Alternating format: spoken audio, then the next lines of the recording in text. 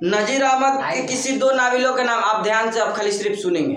नजीर अहमद का दो नाविल का नाम पूछेगा तो इब्नुल वक्त, मिरातुल उरूस। मिरातुल उरूस उनका पहला नाविल है, और नबातुन नास भी, दो नाविल, आपको तीन नाविल बता दिए। इब्नुल वक्त सबसे अच्छा नाविल है, मिरातुल उरूस पहला नाविल है। नाविल निगार कौन है? तो नजीर अहमद। आपको सिर्फ इतना ही बताया जाएगा, डिफिनेशन हम पूरा बताने लगते हैं, याद है। चलिए देखते हैं, आप आगे देखते हैं आपको। चलिए, नजीर अहमद के पैदाइश कब और कहाँ हुई? तो ध्यान रखना है, नजीर अहमद की पैदाइश 1836 ईस्वी बिजनौर जिला अफजलगढ़ कस्बा में हुई। ठीक। फाहमिदा और हमीदा नसूह की कौन थी? तो फाहमिदा और हमीदा नसूह की बेटी, बीबी और बेटी थी। नजीर अहमद ने किसकी तालीम और तरबियत के लिए नाविल लिखे? तो बेटियों के लिए। आर्यभट्ट के पैदाइश कहाँ हुई? तो आर्यभट्ट के पैदाइश बिहार में। आर्यभट्ट ने अपना तजुर्बा कहाँ कायम किया? ये तो आपको क्वेश्चन याद भी रहता है, हिंदुस्तान में गुप्त दौर को कैसा दौर कहा जाता है? सुनहरा दौर कहा जाता है। ठीक। और उसके बाद शाहबाज की पैदाइश कब और कहाँ हुई? 1860 ईस्वी में, लेकिन आपको सिलेबस में नहीं दिया है ना, लेकिन हम बताए थे कि 1860 में होता। ठीक। तो कहाँ हुआ था? सरहारा बाढ़ में भी देता है, तो आपको बिहार याद रखना है। ठीक ना। रबाइयत और तफरील कुलूब के मुसन्निफ पूछता है तो ये कौन हो जाएंगे? शहबाज। गालिब की सन पैदाइश कहाँ है? गालिब की सन पैदाइश कहाँ है? गालिब की सन पैदाइश कहाँ है? कहाँ है? आगरा में। ठीक। मेहदी आबादी का असल नाम? राजेंद्र सिंह बेदी कब और कहाँ पैदा हुए? 1900 लाहौर में। राजेंद्र सिंह बेदी की मौत कब हुई? सर सैयद की वफात, अच्छा आ नहीं रहा, हम बता रहे हैं आपको, आंसर ले लेना है। अगर नहीं आ रहा है तो बेदी का वफात 1984 ईस्वी में। ठीक ना। सर सैयद की वफात कब हुआ? ये 2 नंबर का सवाल। देखिए, ऑब्जेक्टिव को लिख देना, ये 2 नंबर हो गया, अच्छा से लिख दीजिएगा। ठीक। तो सर सैयद की वफात 1898। सर सैयद के पैदाइश? निगार रजीम का असल नाम? निगार रजीम का लिखे हैं? आशियाना। गर्देवारगी किसका सफरनामा है? देखिए, हम खाली गाइड का सहारा लिए हैं, आपको कुछ बताना नहीं, सब याद रखना है। ठीक। आगे देखिए, मदरसा शमसुल हुदा में किसने तालीम हासिल किया था? आपको याद है? ये देखिए छूट गया था। पौला निसाब का है, याद पा लीजिए कहाँ है? अब्दुल मुमिन। चलिए ठीक है, ये याद हो गया आपका। सर सैयद अहमद खां के वालिद का नाम, वालिदा का नाम?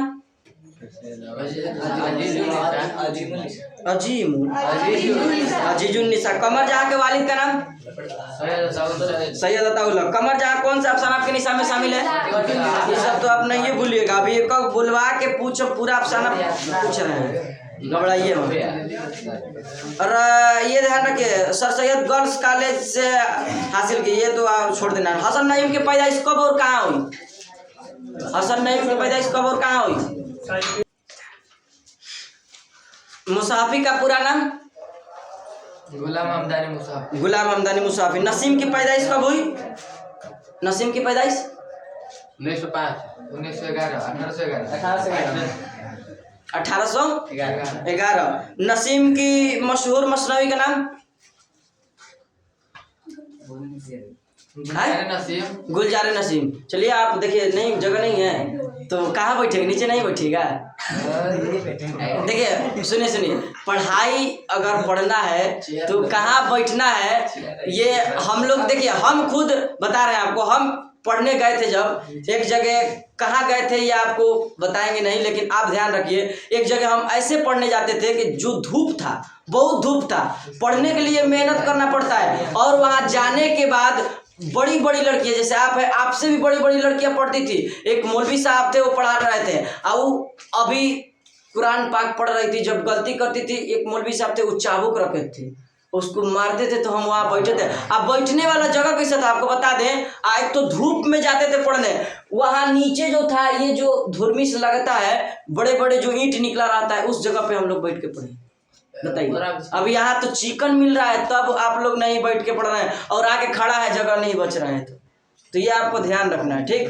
पढ़ने के लिए अगर मिसाल दिया गया है कि चीन जाना पड़े तो हम लोग जाएंगे पढ़ने के लिए, और लड़ना पड़े तो लड़ेंगे, हैं, लेकिन पढ़ेंगे नहीं। चलिए आगे देखते हैं। नसीम के वालिद का नाम, नसीम के वालिद का नाम आप सुन ले, गंगा प्रसाद कोल था, ठीक। गालिब के उस नजम मरसिया किसे कहते हैं? मरसिया। अच्छा देखिए, मरसिया वगैरह आपको सब बताया गया है, लेकिन एक वीडियो में भी आपको हो सके तो कसीदा, मरसिया सब बता दिया जाएगा कि मरसिया किसे कहते हैं, कसीदा किसे कहते हैं। चलिए हाँ आगे देखिए, अहमद फराज की पैदाइश कब हुई? अहमद फराज की पैदाइश कब हुई बताइए? 1933। 1933। गालिब के वालिदा का नाम अभी बताया गया था ना, बताइए गालिब के वालिदा का नाम। देखो कई बार पूछ दिया हम। सर सैयद अहमद का के अजीजुन्निसा बेगम। मुबारक अजीमाबादी का इंतकाल 1958 ईस्वी को हुआ था, आपको याद रखना है। जितना बताया जा रहा है अभी बार बार उसको देख लीजिएगा, ठीक ना। चलिए तो अभी और आपको वीडियो में भी अपलोड कर देंगे, और कुछ सवाल बता दें, उसके बाद आपको कॉपी किस तरह से लिखा जाएगा ये बताया जाएगा, ठीक ना। ध्यान दीजिए। नदा फाजली के 3 शेरी मजमुआ का नाम सुन लीजिए ध्यान से। नदा फाजली के 3 शेरी मजमुआ का नाम, लफ्जों का पुल, मोर नाच, जिंदगी की तड़प, ठीक। नदा फाजली ने अपने समाज में किस तबके को उभारा है नज्मों में? तो कमजोर तबकों का। परवेज साहिदी की पैदाइश कब और कहाँ हुई? तो परवेज साहिदी की पैदाइश 1910 ईस्वी को लोधी कतरा पटना में हुई। 1910 याद आया तो आपको ख्याल आ रहा है? हाँ, इसी तरह से आना चाहिए। 1910 क्या है? सैयद मोहम्मद पैदाइश। 1911 किसका है? 1980 क्या है? किसका? ऐसे ही आना चाहिए तब वहाँ काम करेगा, ठीक। आगे देखिए, तश्कीले जदीद और इजादा अदाल किसका दोनों किताब है? अब आ रहा है, कल आप लोग परीक्षा दीजिएगा तो दिल खुश होगा। अब जाइए देखिए, हम आपको कह रहे हैं आज पढ़ा दिए, कल एग्जाम दीजिए, परीक्षा दीजिए, फिर आके एक बार फिर से वीडियो देखिएगा ना। परीक्षा देने के बाद खत्म नहीं देखिएगा वीडियो, वाह, यानी हो अब तो काम हो गया ना। चलिए खैर ठीक है, कोई बात नहीं। आगे देखिए, परवेज साहिदी के 2 शेरी मजमुआ का नाम आपको पढ़ाते वक्त किताब में बताया गया था। परवेज साहिदी कब पैदा हुए? 1910। जब नजीर अहमद का क्या हुआ 1910 में? देखिए एक और सवाल आ गया। इंतकाल नजीर अहमद का कब हुआ था? 1910। उनके पैदाइश कब हुआ था? 1836 ईस्वी, ठीक। तो ये आपको कॉन्सेप्ट क्लियर रखना है, सब जो भी आए ना आपको ऑप्शन छाटना भी सीखना है, बताए थे ना उस वीडियो में, तो ध्यान रखना है। तो 1910 नजीर अहमद का इंतकाल, सैयद मोहम्मद मोहसिन का पैदाइश। अब परवेज साहिदी का भी पैदाइश, कोई बता दे परवेज साहिदी का इंतकाल कब हुआ?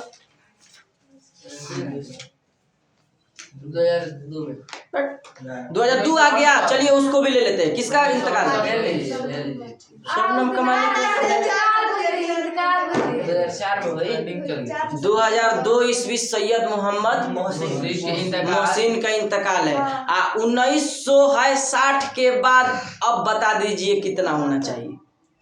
परवेज साहिदी का इंतकाल, हाँ अब आया 1968 ईस्वी। चलिए ये परवेज साहिदी से हुआ। अब परवेज साहिदी का 2 शेरी मजमुआ का नाम तसलीसे हयात और रक्त से, दोनों आपको याद रखना है, पूछता है, ठीक। और उसके बाद जगन्नाथ आजाद कब पैदा हुए? तो 1918। बेदी कब पैदा हुए? आ ही गया, पूछ लेते हैं, बेदी कब पैदा हुए? 1915। कहाँ पैदा हुए? लाहौर में। इनका एक अफसाना का नाम क्या था? वो क्या नाम? महारानी। अफसानवी मजमुआ कहेगा तो नहीं, दोनों आपको दोनों ध्यान रखना है। दाना व दाम और महारानी का। अच्छा, जगन्नाथ आजाद के वालिद का नाम? चलिए जगन्नाथ आजाद का नाम आपको याद है। इंडिया गेट कहाँ है? मुंबई में ना। गेटवे ऑफ इंडिया कहाँ है?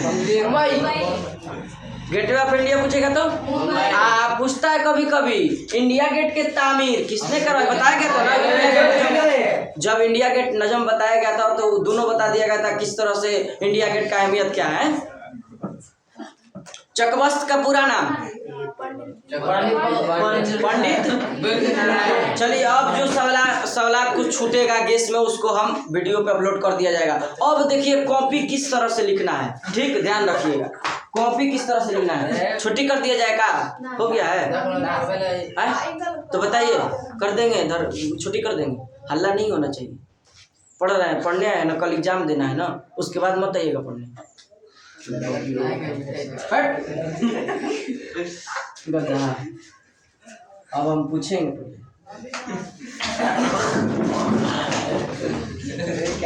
चलिए अब देखा जाएगा कॉपी किस तरह से लिखा जाए। ठीक, कॉपी किस तरह से लिखा जाए उर्दू में, कॉपी को चलिए अब देखते हैं। चलिए अब हम लोग देखते हैं कॉपी किस तरह से लिखा जाए, कॉपी आखिर लिखा कैसे जाए। सबसे पहले आपको ये ध्यान रखना है कि कॉपी आपको लगता है कि बाएं तरफ से लिखे या दाएं तरफ से लिखे, समझ में नहीं आता, ये आपको होती है। देखिए सबसे पहले उर्दू का कॉपी आपको ध्यान रखना है, उधर से किस तरफ से भी दे आपको लिखना है बाएं तरफ से, बाएं तरफ से लिखना है, दाहिना तरफ से लिखना है। यानी देखिए दो कॉपी इस तरह से आपको मिलता है, ये कॉपी लंबा मिलता है ना, देखिए इस तरह समझिए, तो कॉपी आपको पीछे से लिखना है उर्दू वाला, ठीक ना। अब देखिए ये आपको कंफर्म इंफॉर्मेशन है, इसलिए कंफर्म है कि आप इस ऐसे समझिए कि आप जो भी उर्दू एग्जामिनर होता है वो जानता है कि उर्दू का कॉपी जो है किस तरह से लिखा जाता है, पीछे से। अगर आप ये मत समझिए ना कि कहीं हम आगे से लिख देंगे पीछे से लिख देंगे, आगे चेक करने वाला चेक करेगा 2-3 पेज खाली मिलेगा, तो ऐसा कुछ आपको बात नहीं करना। वो मास्टर जो चेक करने वाला होता है वो पूरा कॉपी उसको चेक करने का मिला रहता है छूट, इसलिए कि आपको कॉपी कंफर्म हो गया किधर से लिखना है। अगर एक पेज उस पर दिया होगा लिखे वाला तो उस पर नहीं लिखना है, उसको पलट देना है, और जो उस पर बिहार बोर्ड का कुछ रूल्स होता है तो उसको हटा देना है, और उसके बाद एक पेज पलट को आपको क्या बताए थे, एक कॉपी दीजिए, चौथाई बताए थे ना आपको, दीजिए जल्दी से आपको उसमें आया था ना, तो फिर भी देखिए ना, छोड़िए ना इसका कॉपी बना, देखिए अच्छा सुनिए ना, आपको हम बता रहे हैं, देखिए आपको लिखना कैसे, देखिए ये एक हुआ पेज हुआ ना। अब आपको ये किस तरह से बताए थे, इस तरह से इसको फोल्ड करके बीचों बीच, ठीक, और उसके बाद फिर एक बार करना है, तो कितना भाग हुआ इसका, लेकिन कितना बार मोड़े हैं, 2 बार में 4 हो गया है। देखिए ये हुआ, आपको ध्यान रखना है उर्दू का कॉपी चाहे कोई भी आप एग्जाम दी तो ये एक भाग को छोड़कर ये बीचों बीच आपको बताए थे खूबसूरत से लिखना है, बताए थे ना, खूबसूरत से। जिस तरह से आपको अगर पेन दीजिए, पेन कहाँ है, अगर मान लीजिए यहाँ से आपको लिखना है तो ये जवाब इस पे नहीं हो पा रहा है ना।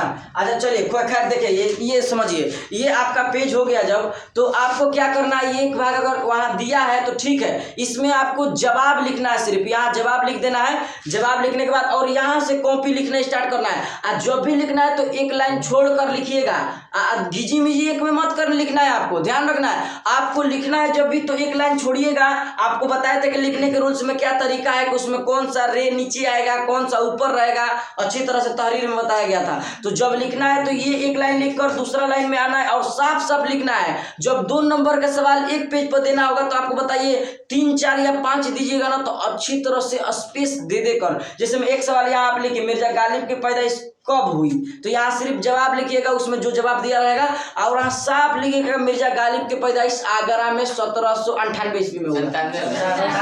तो यही होना चाहिए, 1797 ईस्वी में हुआ। तो आपको इस तरह से फिर क्या करना है, पैराग्राफ को चेंज कर लेना है। और देखिए एग्जामिनर क्या खोजता है, वो अच्छा कॉपी देखना चाहता है। अच्छा देखिए कोई भी है इंसान जब कहीं जाता है तो कैसे जाता है, तैयार होके जाता है।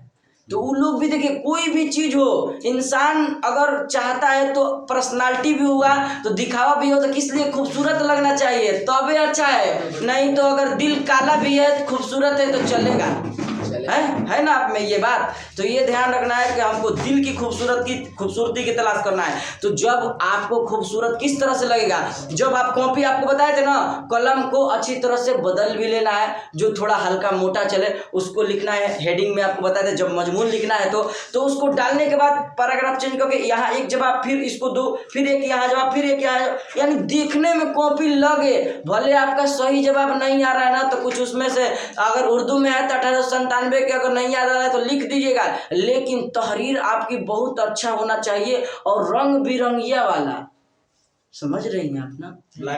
हाँ नहीं तो भी चटकार होना चाहिए, अच्छा लगना चाहिए वहाँ एग्जामिनर। अच्छा देखिए कॉपी जो चेक करने वाला होता है उसका पता है, आपको बता दें कि कॉपी चेक करने पे हमको एक बताए थे कि उनका एक कॉपी पर कितना रुपया मिलता है पता है, 14 रुपया सिर्फ। 14। 14 आने वाला बढ़ाए, इसलिए बताइए। इतना सारा कॉपी रहता है चेक करने के लिए। अब बताइए आप अगर हम बताएं ना आपको कि मजमून कैसे तरह से लिखना है, वही काम करना है। ये वीडियो है तो थोड़ा बहुत आपको इस तरह से बताएंगे कि चल बन जाएगा। देखिए अब मान लीजिए इतना सारा कॉपी है, वो चेक कर रहे हैं एग्जामिनर साहब, लेकिन अगर आप कुछ कॉपी खाली छोड़ के आ रही हैं तो बताइए आपको नंबर देंगे?